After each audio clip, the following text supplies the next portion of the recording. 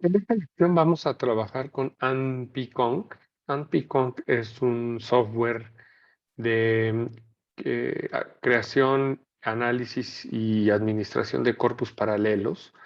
Y, y este software, como la gran mayoría de los softwares de Lawrence Anthony, requieren esta interacción específicamente con este otro AND File Converter. Esto permite hacer una conversión y preparar los documentos para después trabajar con ANPCONC. Antes de continuar, aquí están, bueno, aquí hay distintas versiones, cada quien puede bajar la versión que más convenga, yo ya las tengo preparadas en mi escritorio, y también esta, ¿no? También dependiendo del software y el sistema operativo que se tenga, pues descargamos la versión que corresponda. Ahora, conviene, según yo, hacer una distinción entre lo que es un corpus paralelo y un corpus comparable.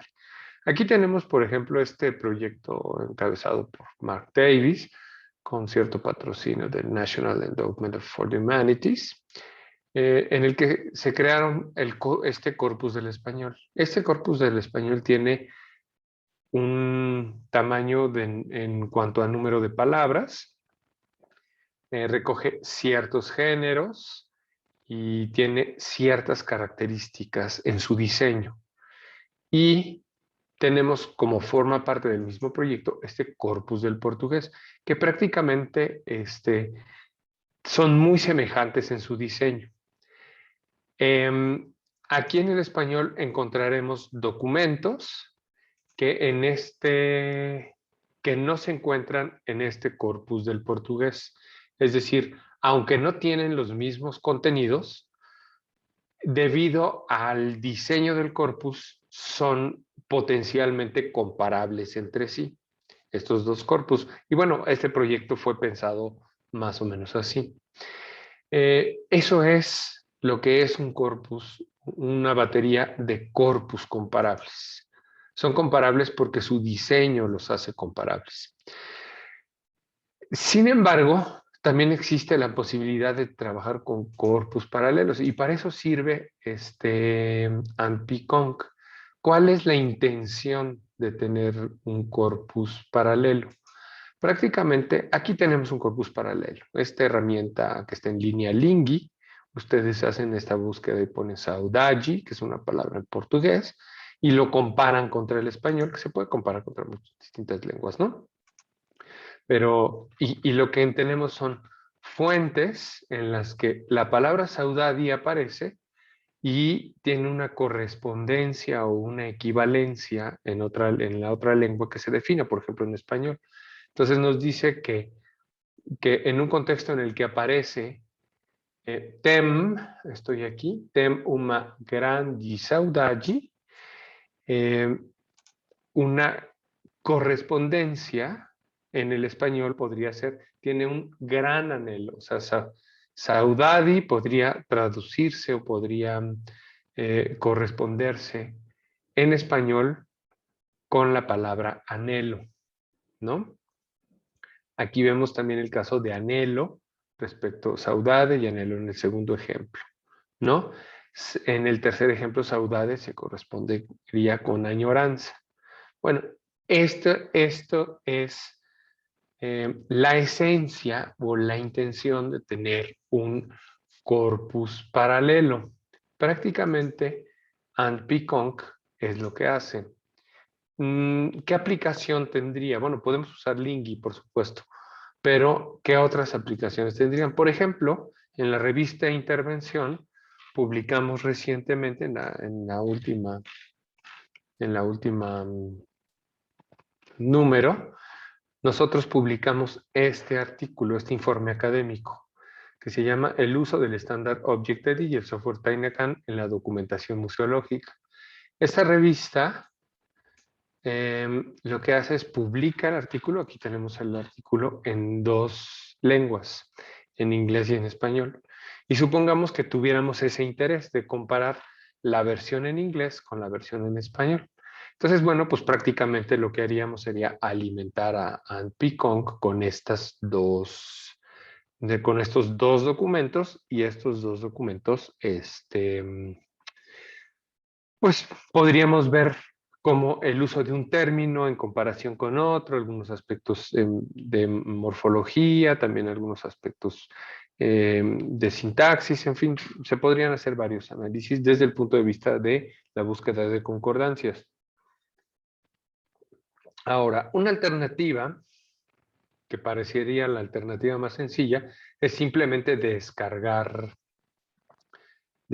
los archivos o poner los dos archivos que son comparables y perdón, que son comparables y que pueden estar dentro del corpus paralelo y pues simplemente pasarlos por nuestro software. Si te voy a cerrar aquí, ya la explicación ya fue suficiente. Las podemos pasar por el file converter, que estoy ahorita abriendo aquí estoy abriendo ahorita el softwarecito. Los metemos aquí, los procesamos y tienen una salida, pero esto, en mi opinión, tiene una primera trampa. La trampa es justamente esta. Miren, vamos a ver, aquí está. En la página 2 de la versión en español, que es aquí, el párrafo se corta y después se introduce una cita.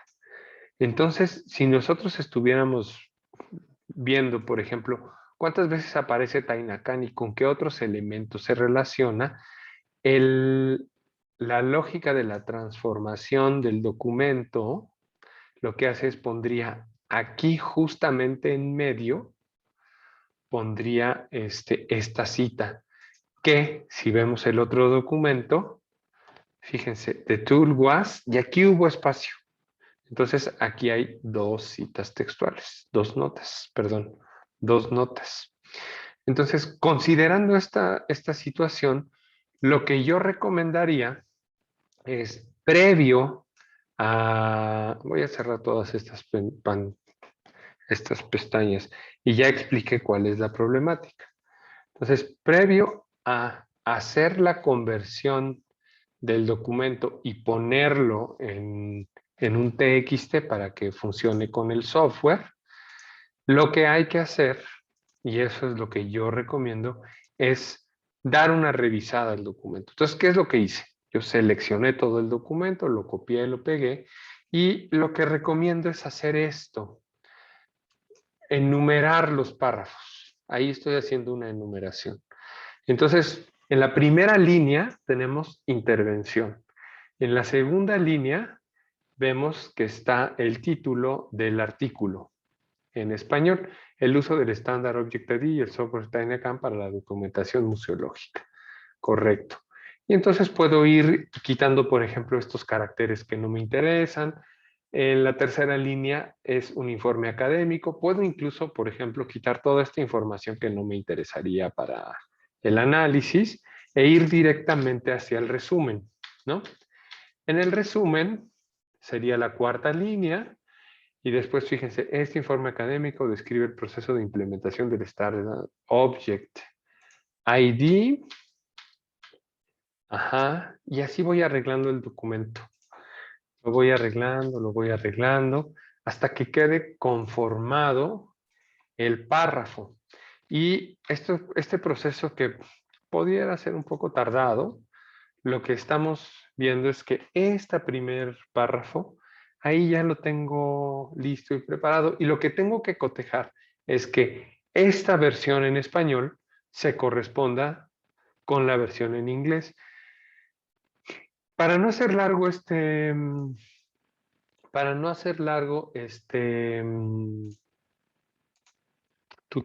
video tutorial, yo ya tenía preparado dos ejemplos de las dos primeras cuartillas. Fíjense cómo aquí se ve. Using the Object ID Standard and Tainacan Software for Museums. Este es el título. Después dejé esta parte que decía Go to English Version, ir a la versión en español. En la línea número 3 está resumen con abstract. Después tengo todo el resumen, aquí está, el número 4, que se corresponde con su versión, aquí está en el número 4. Ajá, tengo las palabras clave, que es el número 5, y así continúo por los siguientes dos cuartillas. Recorté el ejemplo, pues simplemente es para que se viera. Y bueno, así digamos que ya tendría perfectamente alineado los dos documentos. Habiendo hecho este proceso, que repito, hay muchas alternativas y es una cuestión de ser cuidadoso, vamos a utilizar ALT File Converter. En ALT File Converter voy a Open Files. En Open File entro a la carpeta donde tengo alojado todos estos documentos.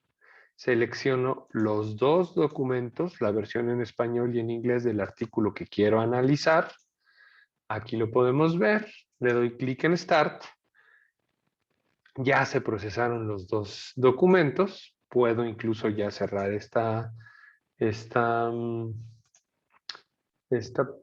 esta software de AND File Converter, y aquí lo vemos que aquí se encuentra ya, ¿no? El uso del Standard Object ID, using Object ID Standard Antenna Software.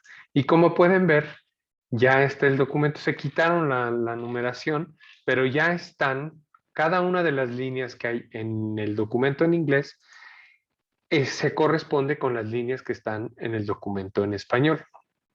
Considerando que esto ya lo tenemos listo, entonces ahora sí podemos ir a nuestro AND-PCONC. Todo este trabajo, bueno, pues es un trabajo previo para, para el ejercicio que vamos a hacer en este tutorial y que vamos a explicar. Esto es indispensable, en mi opinión, para tener mejores resultados. Bueno, lo primero que tenemos que hacer es cargar el corpus. Entonces, fíjense, voy a ir a File y en la opción Build Edit Corpus, ¿no? Y de aquí, en la pestaña Add Corpus, doy clic y aquí voy a poner español. No, he probado si ponemos algunos caracteres especiales, luego no funciona. Donde dice Choose Files, voy a ir a la carpeta donde tengo los documentos y voy a poner el documento en español. Voy a agregar otro corpus donde se pueda comparar. El que está en inglés. ¿De acuerdo? Y donde dice Choose Files, voy a volver a incorporar este documento. Como podemos ver, en la versión en español, vamos a ponerlo bien así, español. Ya está cargado el documento, en el Corpus 2 está cargado el documento en inglés. Y aquí en la opción de Add Corpus puedo agregar cuantos corpus yo quisiera.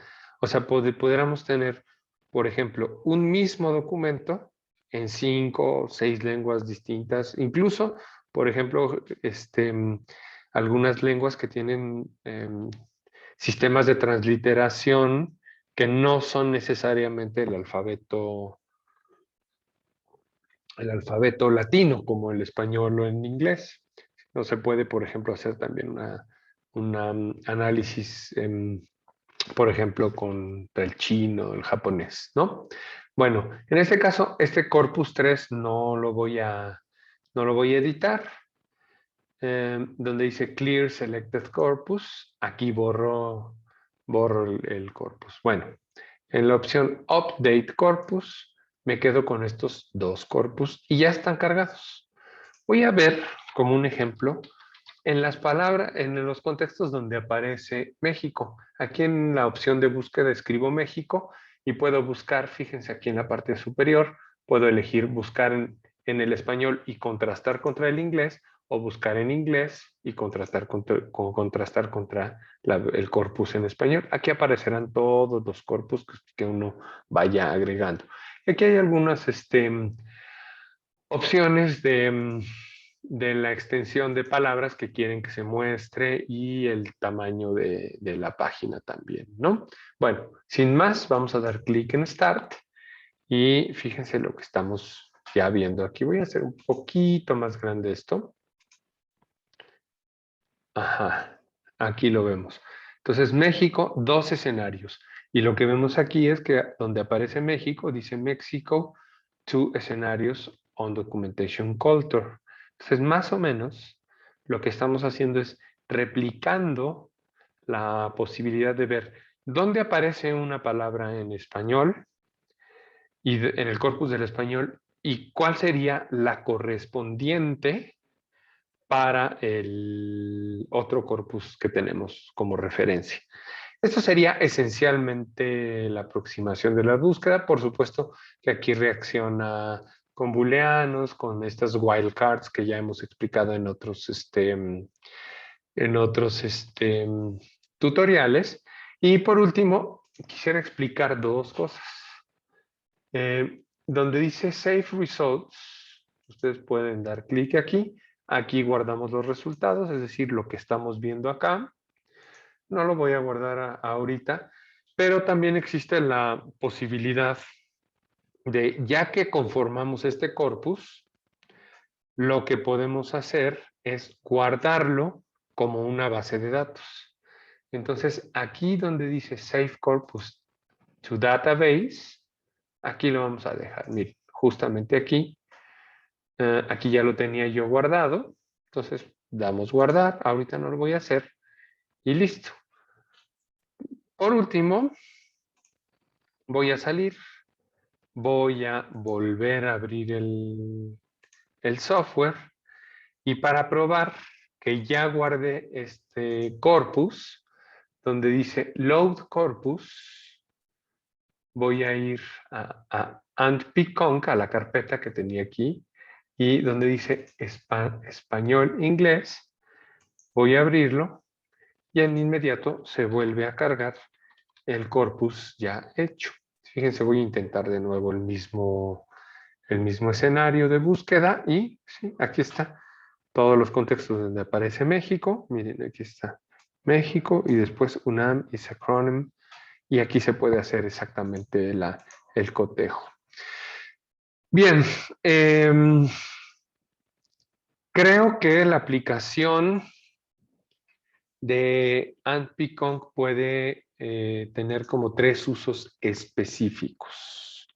El primer uso sería cotejar documentos como lo hemos hecho hasta este momento.